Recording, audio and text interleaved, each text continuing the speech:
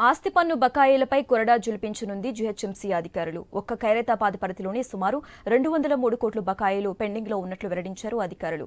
పన్ను ఎగవేసిన వారందరి నుంచి ముక్కుపిండి మరీ వసూలు చేయనున్నారు. ఇప్పటికే దాదాపు 100 మందికి రెడ్ నోటీసులు జారీ చేసినట్టు తెలుస్తోంది. జూబ్లీహిల్స్ ల్యాండ్ మార్క్ ప్రాజెక్టు బకాయి 52 కోట్లు కాగా ఎల్ఎన్టీ మెట్రో రైల్ బకాయి 32 కోట్లు ఉందని చెప్పారు. హైదరాబాద్ ఆస్త్ బస్టాండ్ సంస్థ 30 కోట్లు, ఇండో అరబ్ లీగ్ బకాయి 7.33 కోట్లు ఉన్నట్లు చెప్పారు. అన్ని వసూళ్ల కోసం స్పెషల్ డ్రైవ్ చేపట్టనుంది బల్దియా. ఇక ఇదే అంశానికి సంబంధించి మోర్ అప్డేట్స్ మా ప్రతినిధి లహరి ఫోన్ ద్వారా అందిస్తారు. లహరి.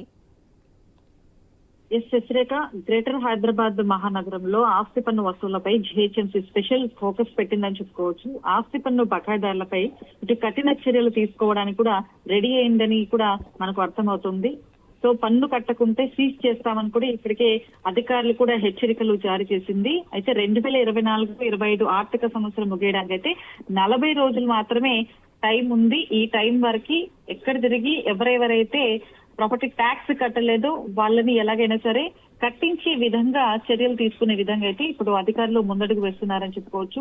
సో ఇప్పటికే దాదాపుగా నిన్నటి నుంచే వసూలు అవుతున్నాయని చెప్పుకోవచ్చు. ఇటు ప్రాపర్టీ ట్యాక్స్ బకాయిల వసూలుపై అయితే ఇప్పటికే 3 వారాల నుంచి కూడా దాదాపుగా స్పెషల్ డ్రైవ్ కూడా చేపట్టడం జరిగింది. నిన్న కూడా బంజారా హోటల్ వాళ్ళు కూడా నిన్న సీజ్ చేసేసరికి ఒక్కసారిగా ట్యాక్స్ ఆఫ్ అమౌంట్ కూడా పే చేయడం జరిగింది. ఇంకా ఆఫ్ అమౌంట్ 1 వీక్ లోపల కూడా కడతామని చెప్పడం జరిగింది. అదే రీతిగా సీరియస్ యాక్షన్ అమల్లో ఉంటే ఖచ్చితంగా వేరే వాళ్ళు కూడా కట్టే సూచనలు ఉంటాయి. కాబట్టి అన్ని జోన్లలో కూడా భారీ ఎత్తున పేరుకుపోయినటువంటి బకాయిలు వసూలు చేసే పనులు అయితే జీహెచ్ఎంసీ పడిందని చెప్పుకోవచ్చు. ఇప్పటికే జీహెచ్ఎంసీలో 5,500 కోట్ల రూపాయలు అయితే బకాయిలు ఉన్నాయని ఇప్పటికే అధికారులు చెప్తున్నారు. అయితే ప్రాపర్టీ ట్యాక్స్ కట్టకపోతే రెడ్ నోటీస్ కూడా జారీ చేస్తున్నటువంటి పరిస్థితి. ఇటు రెడ్ నోటీసులు జారీ చేసినా కూడా కొంతమంది కట్టకపోతే ఆ కట్టకపోయినటువంటి ఏదైతే కమర్షియల్ బిల్డింగ్స్ కావచ్చు లేదా రెసిడెన్షియల్ కావచ్చు వాటిని సీజ్ చేసే పనిలో అయితే జీహెచ్ఎంసీ ఉందని చెప్పుకోవచ్చు. సో ఇప్పటికే ఖైరతాబాద్ జోన్ లో అయితే 100 మందికి పైగానే రెడ్ నోటీసులు కూడా జారీ చేయడం జరిగింది. ఇటు సెంట్రల్ జోన్ లో కూడా 5 లక్షల రూపాయలకు పైన ఉన్నటువంటి బకాయిల విలువ కూడా 860 కోట్ల రూపాయలు కూడా ఇప్పటికే జీహెచ్ఎంసీ తేల్చడం జరిగింది. ఇటు జూబ్లీహిల్స్ ల్యాండ్ మార్క్ ప్రాజెక్టు బకాయి కూడా 52 కోట్లు కూడా ఉన్నట్టు అంచనాలు వేస్తున్నారు. అలాగే ఎల్ఎన్టీ మెట్రో రైలు బకాయి కూడా 32 కోట్లు ఉన్నట్టుగా కూడా జీహెచ్ఎంసీ చెప్తుంది. సో మొత్తం మీద ఇప్పటికే చాలా వరకు కూడా ఉండడం జరిగింది. అయితే చాలా వరకు గత 2-3 వారాల నుంచి కూడా స్పెషల్ డ్రైవ్ లో భాగంగా చాలా వరకు ప్రాపర్టీ ట్యాక్స్ ఎవరు కట్టలేదు వాళ్ళ దగ్గరికి వెళ్లి అధికారులు అయితే కట్టే విధంగా ముందుకెళ్తున్నారు. కానీ కొంతమంది వీళ్ళు ఫోర్స్ చేయడంతో వాళ్ళు అప్పటికప్పుడు కూడా చెక్స్ పైన కూడా చెక్స్ ఇవ్వడం జరుగుతుంది.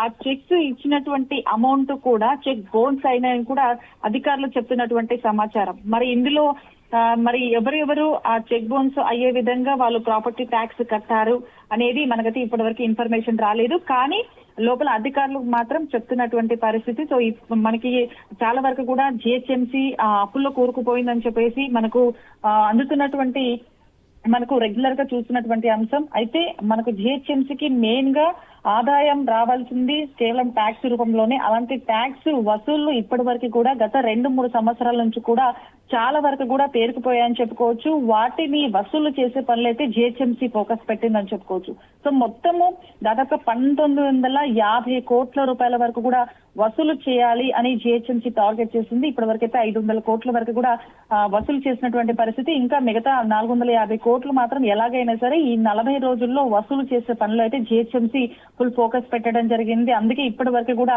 ఎక్కడెక్కడ ఏ ప్రాపర్టీస్ వాళ్ళు, ఏ కమర్షియల్ వాళ్ళు, ఏ రెసిడెన్షియల్ నాన్ రెసిడెన్షియల్ వాళ్ళు కట్టలేదు వాటిపైన ఫుల్ సీరియస్ గా అయ్యి వాళ్ళకు నోటీసులు ఇవ్వడం, నోటీసులు ఇచ్చినా కూడా వాళ్ళు స్పందించకపోతే వాళ్ళు అక్కడ ఉన్నటువంటి కమర్షియల్ బిల్డింగ్స్ సీజ్ చేసే పనిలో అయితే ఇప్పుడు ప్రజెంట్ జీహెచ్ఎంసీ అధికారులు దృష్టి సారించడం జరిగింది.